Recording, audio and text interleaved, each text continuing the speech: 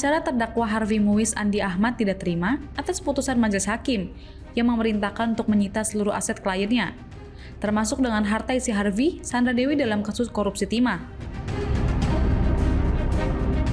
Pasalnya, kata dia, Harvey dan Sandra telah menyepakati perjanjian pisah harta sebelum melangsungkan pernikahan.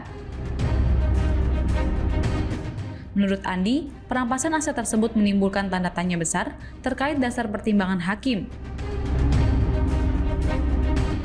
Untuk itu, pihaknya akan mencermati salinan putusan nantinya, sebelum mempertimbangkan langkah hukum lebih lanjut dalam waktu 7 hari ke depan.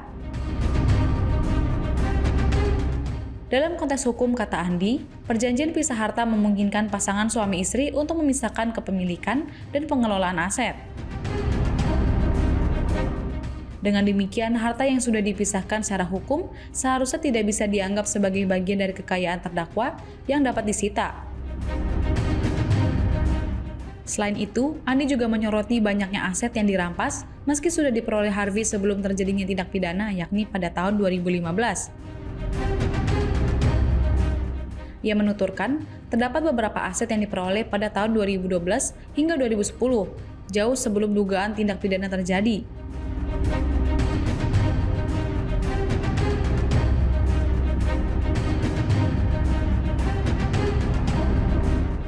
Andi mengungkapkan beberapa aset Sandra yang turut disita dalam kasus tersebut, yaitu berupa tas, logam mulia, dan rekening deposito senilai 33 miliar rupiah. Harta itu sudah dimiliki jauh sebelum perkara terjadi dan merupakan bayaran atas kontrak pekerjaannya sebagai aktris ataupun model. Sebelumnya, Majelis Hakim Pengadilan Tipikor Jakarta memerintahkan seluruh aset terdakwa Harvey Muiz yang disita oleh Jaksa Penuntut Umum agar dirampas untuk negara.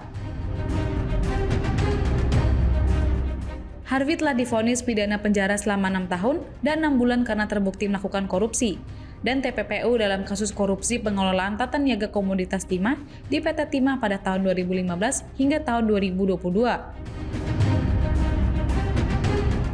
Selain pidana penjara, majelis hakim turut menjatuhkan pidana tambahan kepada Harvey berupa pembayaran uang pengganti sebesar 210 miliar subsidi 2 tahun penjara.